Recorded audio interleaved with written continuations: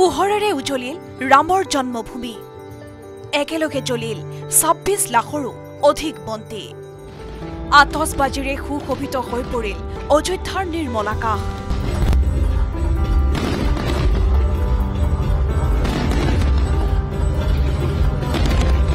দীপাৱলীত ২৬ লাখ বন্তিৰে বিশ্ব অভিলেখ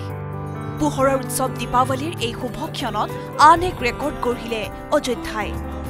একেলগে সৰ্বাধিক বন্তি প্ৰজ্বলনেৰে গিনিজ বুক অফ ৱৰ্ল্ড ৰেকৰ্ডছত নাম অন্তৰ্ভুক্ত হ'ল অযোধ্যাৰ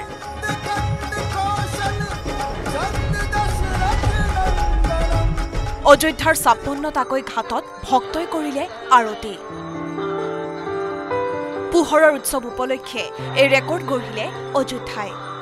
এই অসাধাৰণ দৃশ্য প্ৰত্যক্ষ কৰি অযোধ্যাৰ লগতে সমগ্ৰ স্থানতে সমস্তৰে মাত্ৰ জয় শ্ৰীৰাম ধ্বনি উচ্চাৰণ হ'ল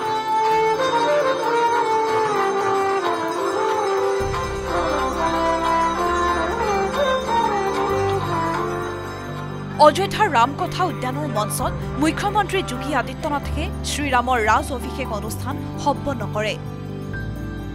এই উৎসৱৰ সাক্ষী হ'বলৈ ভাৰতৰ ভিন্ন প্ৰান্তৰ লগতে বিদেশৰ পৰা সহস্ৰাধিক ভক্ত অযোধ্যাত সমবেত হৈছে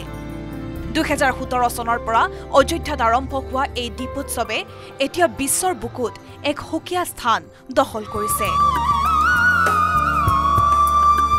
news desk report news ১৮ Assam north east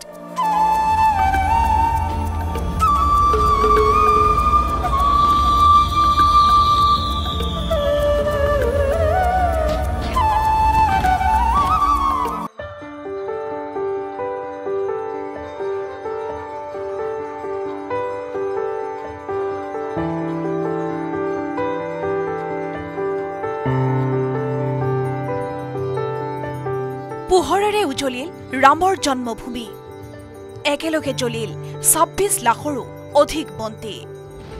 আতচবাজিৰে সুশোভিত হৈ পৰিল অযোধ্যাৰ নিৰ্মল আকাশ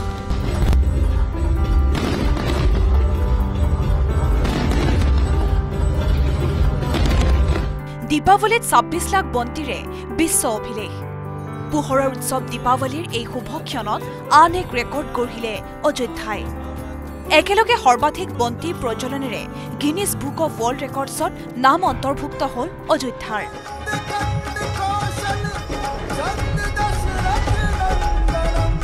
অযোধ্যাৰ ৫৬টাকৈ ঘাটত ভক্তই কৰিলে আৰতি পোহৰৰ উৎসৱ উপলক্ষে এই ৰেকৰ্ড গঢ়িলে অযোধ্যাই এই অসাধাৰণ দৃশ্য প্ৰত্যক্ষ কৰি অযোধ্যাৰ লগতে সমগ্ৰ স্থানতে সমস্তৰে মাত্ৰ জয় শ্ৰীৰাম ধ্বনি উচ্চাৰণ হ'ল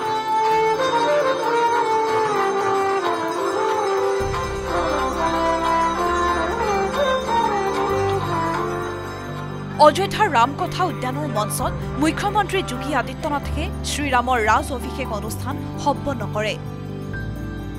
এই উৎসৱৰ সাক্ষী হ'বলৈ ভাৰতৰ ভিন্ন প্ৰান্তৰ লগতে বিদেশৰ পৰা সহস্ৰাধিক ভক্ত অযোধ্যাত সমবেত হৈছে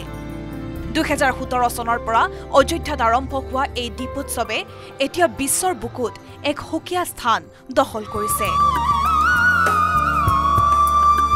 news desk report news ১৮ Assam north east